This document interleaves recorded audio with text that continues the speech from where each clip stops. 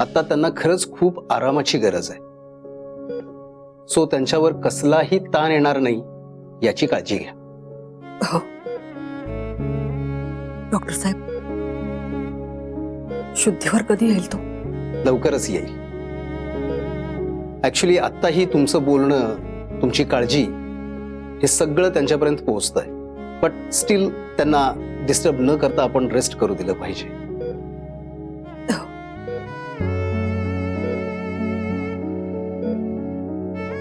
नाही करणार मिस्टर.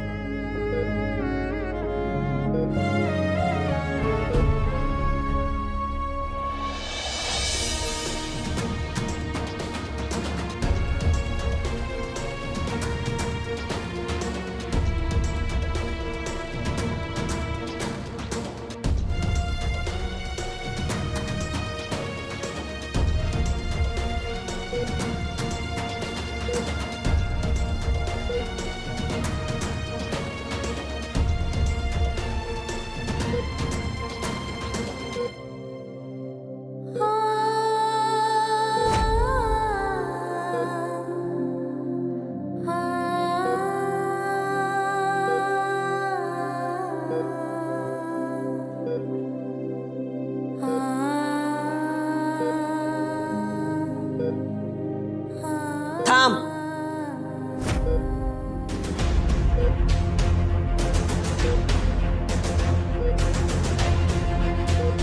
तुझी इथे यायची हिम्मत कशी झाली? दामिनी मॅडम, मला प्लीज एकदा धैर्यांना भेटू द्या. प्लीज फक्त एकदा.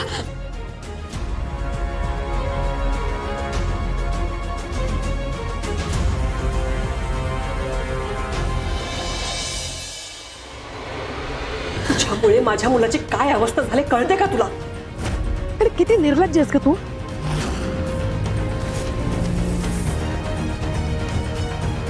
इकडनं हाकलवून दिलं होतं तुला, तरी तोंड वर करून आलीस ते?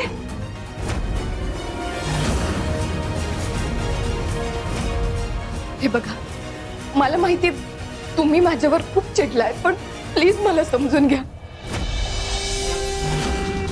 अहो, आता माझं धैर्यांपाशी असतं लय गरजेचं आहे. हो, बायको आहे मी त्यांची. आमचं प्रेम आहे एकमेकांवर. प्लीज प्लीज मला एकदा भेटू द्या त्यांना. प्लीज. तुझं डोकं ठिकाणावर आहे का? कसली बायको आणि कसलं प्रेम? हे बघ, तुझा त्याचा काही संबंध नाहीये, कळलं? आणि त्याची काळजी करायला ना आम्ही सगळे आहोत. तू काळजी करायची गरज नाहीये. असं बोलू नका हो मॅडम. अहो, आमचं प्रेम आहे एकमेकांवर. इतकं प्रेम आहे की त्यांनी मला दिलेली हाक सुद्धा मला ऐकू आली. अहो, माझ्या कानात मनात घुमतीये ती.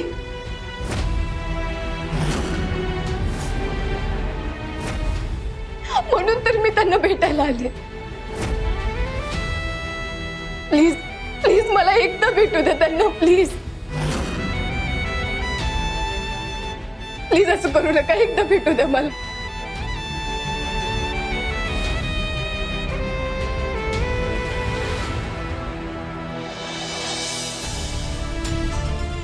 विलास भाऊजी, भास्कर भाऊजी, अहो, तुम्ही तरी सांगा नाही ना. मी खरं सांगते. मी धैर्यांकडे गेले ना तर ते लगेच डोळे उघडतील.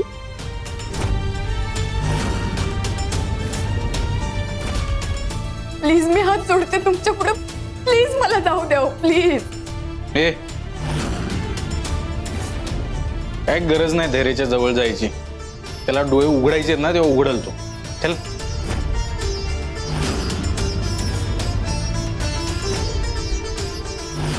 धैर्य, मला भेटायचंय तुम्हाला. धैर्य.